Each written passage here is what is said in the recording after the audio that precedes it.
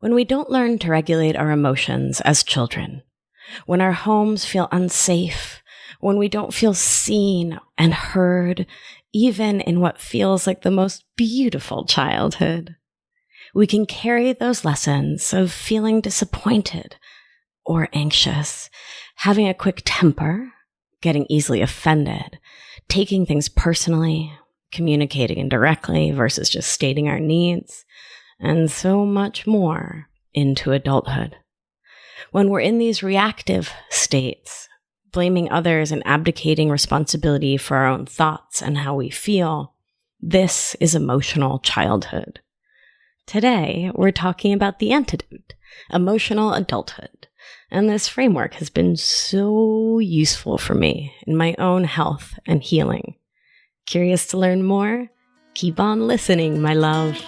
You're listening to Feminist Wellness, the only podcast that combines functional medicine, life coaching, and feminism to teach smart women how to reclaim their power and restore their health. Here's your host, nurse practitioner, functional medicine expert, herbalist, and life coach, Victoria Albina. Hello, my love. I hope this finds you doing so well. I'm so excited about this wee series I'm doing about our inner child self and how sweet younger you shows up in beautiful and limiting ways in your physical adultness. I've been spending a lot of time with little ones lately, like actual children in addition to my own inner children, and it's been so interesting to watch how the actual 3, 4, and 8-year-olds operate. How they ask for attention or demand it if they aren't getting their needs met. How they decline to do things that we think are good for them if they don't want to, because autonomy is so limited when you're a dependent kiddo. Sometimes they don't want to eat or sleep or drink water, get out of the sun, go to the bathroom in ways we prefer. They stake their claim on their own little bodies. And one of the first things I learned in my pediatric rotations was that there are 2 things you cannot control about a child: whether they agree to eat and what comes out of them in the bathroom. And that trying to control those 2 things is a recipe for disaster. And kids cling to those 2 things because while they can get picked up and moved around, strapped into car seats, dressed and washed and put in a bed whether they want to or not, one thing they can control is their own consumption and excretion. And as a human who is fascinated by human psychology and the choices we make to feel powerful over our bodies, minds, and spirits, it's so interesting to watch how we grown-ups can fall right into these child patterns of thought, feeling, and action, and can wind up in emotional childhood, stomping our feet, throwing little tantrums, declining to do things that are good for us, because something inside us says no, or because we just want to stake a claim and hear ourselves taking back that power in a way that might not serve us. My love, if you're listening to this and you're kind of like, what is this lady babbling about? What is this concept of emotional childhood? I want to encourage you to hit pause, subscribe to the podcast so it all gets magically downloaded to your phone, and go back and listen to episode 23, which is conveniently titled Emotional Childhood. Take a listen. Come on back and listen to this episode, Emotional Adulthood, where we're going to be talking all about just how challenging and rewarding it can be to learn to be an emotional adult. So, I think that being an adult in all the ways is so empowering compared to being a dependent kiddo. And this is our topic for today: embodied emotional adulthood, the antidote to being an emotional child. Quick little refresher for you. 2 episodes ago, we talked together, you and I, about the concept of the inner child. That child part of us that continues to inhabit us into adulthood and can guide us to act in ways that we may not love as adults. Your child parts can lead you to hide yourself and to avoid being vulnerable if those things were scary for you as a child.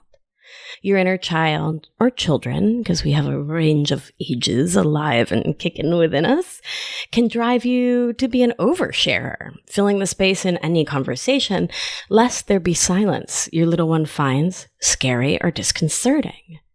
Your inner child can also point out the wonder of the world, the beauty and joy and amazingness of dogs and sunsets and flowers. Being in touch with your inner child is not just some constant slog through old pain, wounds, and resentments. This connection can bring a lot of magic to your world, and it has to mine, as well as an awful lot of healing if you're willing to go to there. And all of this focus on our inner child brought us to the concept of emotional childhood last week.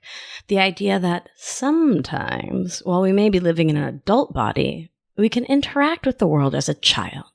That is, from and as that child self that lives within us. And today, we'll focus on the parallel concept of emotional adulthood and how to invite in more of this mature, confident, self-assured, responsible energy. Focusing on centering myself in my emotional adulthood while honoring and loving my inner child deeply has been super healing for me. Make sure you're subscribed to the show so that it magically transmits to your WeberNets machine each week. You won't want to miss next week's episode on reparenting ourselves. It's going to be a good one and is an important rounding off of the last month of episodes, so make sure you tune in, my love. So, one of the ways I know I am in emotional adulthood is that I'm taking responsibility for everything that is mine and nothing that isn't. The emotional adult doesn't need to blame or shame or guilt anyone else or to take on other people's thoughts, feelings, or reactions as our own, but rather to own your own stuff through and through. When you start to bring your awareness to the moments in your life when you're blaming others or framing your feelings as being caused by someone else, you will start to see how you're giving your power away, how you are embodying your inner child. Someone who had little to no power, who was appropriately, developmentally dependent on others, who had no emotional skills other than to blame and shame others or yourself when you felt like you were in the wrong and you got scared about it. And when you give your own adult power over your thoughts away like this, your emotional inner child has a field day with it. Runs with it, makes the situation huge, and magnifies your challenging feelings. Because that's what kids do. They have temper tantrums, little fits, throw themselves on the floor screaming and crying.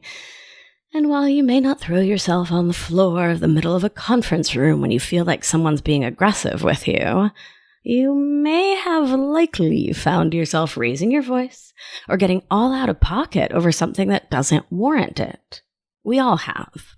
We've all thrown the bird at people driving in traffic when they've done something we don't like or think is rude or dangerous. Kids don't know how to manage their minds to choose a thought that serves the way they want to feel because they don't know how, and they don't realize that we take action because of what we are feeling, thus creating the outcomes we experience in this one beautiful life. By taking responsibility for your own feelings, you can backtrack and can connect with the thoughts that led to those feelings. When you're in emotional childhood, you blame others for how you're feeling and blame yourself for how other people feel or react to you, which leaves you no way to shift your thoughts if they're not about you. That is the thought, he made me sad when he said that, or I felt so sad and so bad about myself when he ghosted after that third date. And it takes you right out of the equation. If he caused your feelings, where is your agency, my beauty? Where is your power? Oh, that's right. You handed it to that dude, the guy who made you feel sad. Someone in fully embodied emotional adulthood faced with the same situation might have those first initial thoughts because those are human, those are pre-programmed, those are habitual. But you can take a deep breath, can center yourself, and choose to think something like, Dude didn't call after that date because he didn't want to. And that has everything to do with him and his thoughts and nothing to do with me. You might then feel neutral or even calm or peaceful about the situation instead of blaming dude for how you now have chosen to think and feel about yourself. Doesn't that feel more peaceful, more calm, self-loving, centered, grounded, more adult? You could also choose to lose your mind in that situation, to go into full emotional childhood and text him 1,000 times, DM him, call his cousin, call him out on social media, talk crap about him to anyone who will listen. That's always available to you, like totally 100% available. But might it not feel better and serve you more to pause? Write down your thoughts and the feelings they're creating so you can choose the mature, emotionally adult thought. And yeah, I get it. It's challenging. That's okay. Things in adult life are challenging. Adulting is hard. And here's the thing. You can do hard things. You've done them before and you can do them again, truly. And the more you own your own thoughts and feelings, the more you practice being your own watcher and really living into your emotional adulthood, the less things seem to be about you, the less you take things personally, and the easier life feels. That is, building these new habits of stepping into your emotional adulthood, getting some space, some distance from your automatic thoughts, shifting them into a thought that feels better once you've allowed yourself to embody and feel your feelings. That feels hard in the moment. And not taking your power back, that feels hard for a lifetime. Emotional adults take responsibility for both the challenging feelings, your struggle, your pain, your frustration, your anger, your disappointment, and your joy, your peace, your calm, your groundedness, your agency, your fun, your joie de vivre. You are able to step back, to zoom out to get the big picture, and can acknowledge that only you can make you feel anything. And you can release your expectations that other people make you happy, make you feel secure, make you feel safe, or anything else. And this one may be as mind-blowing to you as it has been for me. Only you can hurt your own feelings. Only you control your thoughts, and so whatever someone else says doesn't have to hurt or upset you unless you choose to let it. It's like that Eleanor Roosevelt quote, "No one can make you feel inferior without your consent." And this too is so challenging, and I so get that. And it's so easy and tempting and societally approved to feel like the victim, like someone else is to blame when we feel like crap. But the fact, and this is a beautiful thing, is that no one can control the way you feel because no one can control your thoughts. I'm going to say that one again. When you are in emotional adulthood, you recognize that no one can control the way you feel because no one can control your thoughts. That too is so mind-blowing for me. What just came to mind was the summer in like 1980 something when my mom first sent me to sleepaway camp. It was a Girl Scout camp in the greatest state in the Union, which is obviously Rhode Island. You know, it wasn't like a fancy place. Let's just say it lovingly that way. It had like really gross, stinky latrines and these tents that leaked, but like whatever. I was a kid and it was so fun and exciting and like super scary because I had never been away from my house or my pet rabbit or my parents. That pet rabbit was my best friend. And yeah, it was like this whole adventure, right? I think I was like 10. And so I go by Victoria, which is my middle name, but like a good Argentine, my first name is actually Maria, like most of Latin America because Catholicism. Anyway, I've never gone by Maria because people back home don't. Like my whole family's like Maria del Carmen. That's my mom. My sister's Maria Eugenia, Maria Eugenia. My cousins are Maria Rosario, Maria de la Cruz, on and on. Lots and lots of Marias. And so anyway, everyone goes by their middle name. And for whatever reason, I think it's because it's amazing how like colonialism gets in our heads, but I didn't like being called Maria or even for people to know that Maria was my name. And I don't know, I think it was like one more thing in addition to like having a weird little accent and like being a chubby kid and like having weird food and wearing weird Argentine clothes in the United States as a little tiny immigrant. I don't know. It was like this marker of otherness that felt like, whoa, that is making me feel way too other. So I showed up at summer camp and it's like, I don't know how, but the kids found out that my first name was actually Maria and they started making fun of me. And they were singing, "How do you solve a problem like Maria?" with this like really mean energy and tone, which is how my 10-year-old brain interpreted it. And it hurt my tender little heart so much because I like just wanted to make friends and they were being mean and were like pointing their fingers and like singing this song with like a mocking tone. Again, these are the interpretations of a 10-year-old. So I had this amazing counselor and her name was Jen. That's all I remember, like 30 years later or whatever. And she was deaf, but had been born hearing. And I don't remember the story of how she had become deaf, but she was no stranger to being made fun of. And she pulled me aside one day and she was like, "Listen, Vec, here's the story. Those girls can only make you feel bad if you let them make you feel bad. The next time they start singing and start like trying to make fun of you, you just decide for yourself that they can't make you feel bad and start singing along with them." And I remember like staring at her being like, oh my God, wait, what? I can decide that something won't make me feel bad? It was like completely mind-blowing. So the next time the girls started singing, "How do you solve a problem like Maria?" I started singing with them. And they immediately stopped and looked at me like I had just like ruined all the fun. Their whole summer was like totally ruined because now they didn't have like a little victim, someone to pick on. And in that process, I learned that no one can make me feel bad unless I decide they are doing a thing that makes me feel bad.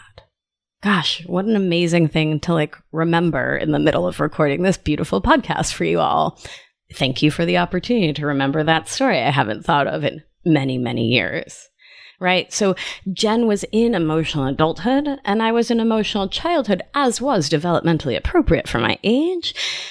And she gave me the gift of recognizing that I could do thought work, that I could control my own mind and thus the way I felt. What a gift. So, when you move through this world from this place of emotional adulthood, you don't try to control or manage others. This is what Jen taught me. You don't get to try to get them to speak or think or act in a specific way. You accept others as they are and recognize that you create your own neutral, non-reactive state, your own joy, and you can release your inner child's desire to attempt to control others. Which is a great segue to the flip side of taking on other people's choices or statements and letting them dictate your feelings, is when you tell someone directly what you need and they get mad about it. I think most of us have had that happen, and I want to say it clearly, that's not yours to take on. If that person has a negative reaction to you saying, "I need some time to myself today," then that reaction is theirs. Their thoughts create their feelings. You didn't. And taking their reaction on as though you could control their thoughts, that's just plain lousy for you. Particularly when you consider the alternative, which is to recognize that no one can make you feel anything. Your thoughts create your feelings. And you can't make anyone else feel anything. Their thoughts create their own feelings. Dude said whatever he said, reacted however he reacted, ghosted after the third date. That's squarely that person's to manage, not yours. You said whatever you said, dude had a reaction. Also, not yours. Emotional adults recognize this and live it all day long. Each of us can practice being an adult and can manage our own mind. And totally, let's pause here for a second. If you recognize that you effed up, own it. Take responsibility. That's the name of the game in emotional adulthood, taking full and rigorous, honest responsibility for ourselves, our minds, our words, our thoughts. And this whole process of recognizing when we're in emotional adulthood or emotional childhood is exactly that, a process. And all of this to say, right, you manage your mind, other people manage theirs. You choose your thoughts that create your feelings, other people choose their thoughts and create their feelings. All of this really leads us to say that emotional adults put ourselves first. And no, I don't think that's selfish. Frankly, it's quite practical. And it's deeply self-loving. You can't take care of anyone else until you've taken care of you. It's simple, really. And folks socialized as women are taught to put everyone else first, always. So I get that this can feel really challenging, like a major shift, especially to the parents out there. Recently, I was coaching with my client, Karen, and she was telling me all about how she went on vacation with her family and her extended family and came back feeling like crap because she put everyone else first. She didn't do her daily exercise and stretching. She didn't have her morning smoothies. She didn't take the supplements that support her in feeling amazing. She didn't meditate or do breath work. And she came out of this experience super resentful of her family and all of their needs because she chose to put everyone else first. She wasn't taking responsibility for her own self-care. She was playing mom to a whole room full of adults and children that weren't her own. She wasn't asking for the time and space and help she had because, quite simply, she didn't think she could. She kept saying things had to get done, like shopping and cooking and all the details and all the managing. And all of that would have gotten done had she taken an hour in the morning to stretch or run, do breathwork, journal, and generally attend to her adult self first. Would it have gotten done on everyone else's timetable? Maybe not. And that's okay, because everyone else was an adult and could manage to feed themselves and their children on their own. She also told this story about her cousin Martha, who never comes downstairs from her room on family vacations before 10 a.m., and how wild that felt to her, that Martha would do all of her regular self-care stuff on vacation. And the key thing here was that Karen, my client, had been judging Martha for doing this for years. Her emotional child was calling Martha selfish and was thus putting up a barrier against taking care of her own self because she feared her own judgment and the judgment of others, which is the stuff of emotional childhood. And the emotional adult puts their own needs first, in big and little ways, to make sure that their self-care is taken care of in the way they need. Karen also noted that when she was running around taking care of everyone else and putting everyone else first, she felt irritable, snapped at her partner, at her sister, at everyone. She was short-tempered and had a headache, and her IBS flared like what? Doing the work to attend to our bodies, minds, and spirits in whatever way works for us is the truest healthcare and is step one in health and healing and cannot be skipped over or substituted with a supplement. It just doesn't work, my love. We need to step into emotional adulthood and put our own wellness first. And finally, and I'll be speaking more about communication episodes soon to come, when we're in emotional adulthood, we communicate clearly and directly. We are not passive-aggressive, indirect, and we do not make jabs. We just say what we want and what we mean and what we need. We say what we're going to do, and we do what we said we would, for ourselves as well as with others. And this is how we heal, by keeping promises with ourselves. And I have a whole episode on this concept coming up in about 2 to 3 weeks or so. So make sure you're subscribed to the show and that you're on my email list, so you're always the first to know about my latest offerings. Go to victoriaalbina.com to sign on up. I serve up some fierce email, my darlings. All right. And with that, my beautiful emotional adults and children, your homework. 2 episodes ago, when we introduced the concept of the inner child, your homework was to recognize when your inner bambino came out to play.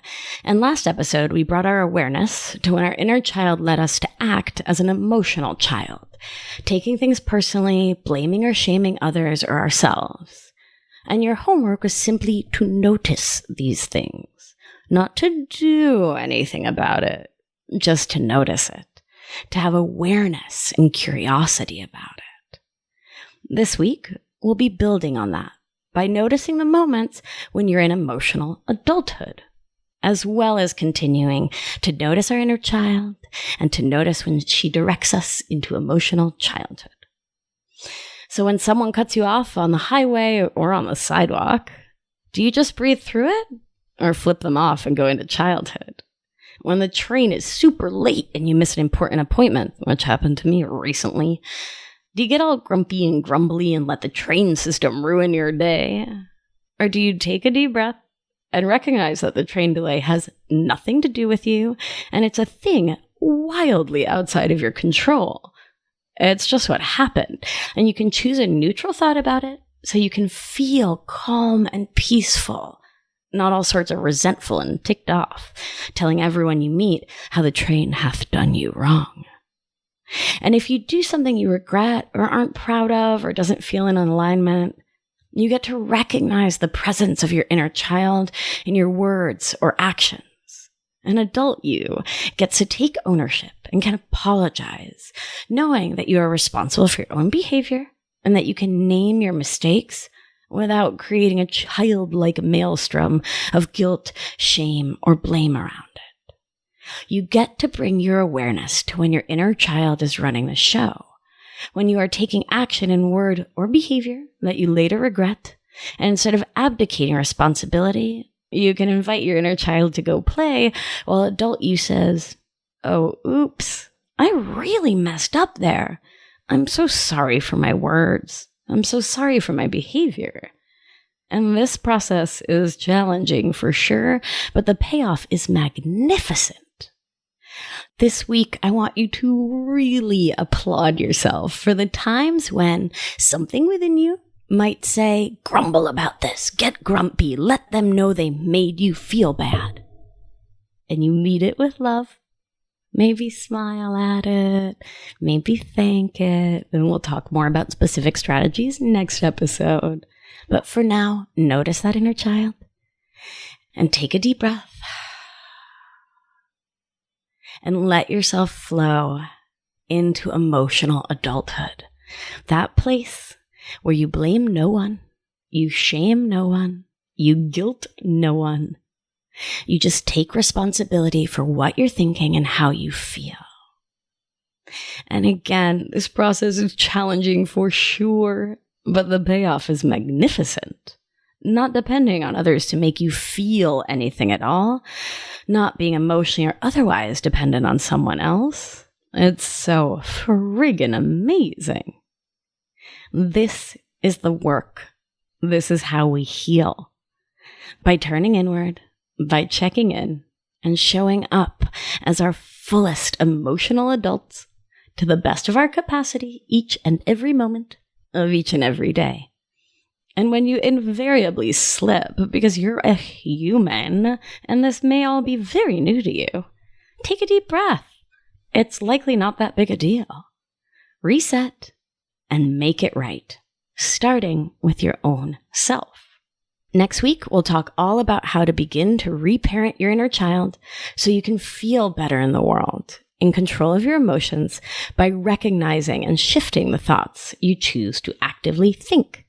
And let me tell you, after years of practicing this, well, apparently I learned this 30 years ago and forgot it for quite a while. Thanks, Jen, from the Girl Scouts of Rhode Island summer camp. yeah, it feels so darn good. Like, so good to know that no one else can make me feel a darn thing, that I'm the only one responsible for my feelings and responses, that I don't just have to react because I'm not a child. And I can give my inner child so much love when she comes to visit, but I don't have to do what she tells me because I recognize that she's 2 or 4 or 6 or 12 years old, and I'm a grown-ass woman who gets to work to own every choice she makes, every thought she thinks, every feel she feels. And that, my love, is embodied empowerment, and it is not to be missed. If you're enjoying the show, my darling, please make sure to subscribe, rate, and review on iTunes. And the reason I'm asking for you to do this is because the way iTunes works, if your show doesn't have like a lot of ratings and subscribers and reviews, it doesn't show up in search. And so I really want people in like Nebraska and Australia and Scotland and Rhode Island to find the show, but I can't do it on my own. A core concept, a core important thing in feminism as I understand it, as I live it, is community. So it takes all of us to lift each of us up. So take a little moment, do all the things on the iTunes, take a moment to share about the show on your social media, like put it in your stories or whatever, share it with your beloved communities. I'm so grateful for your love and support and for all the emails and DMs I get from listeners each week. It means the world to me, and I want to share this free resource around the world. So let's make it happen.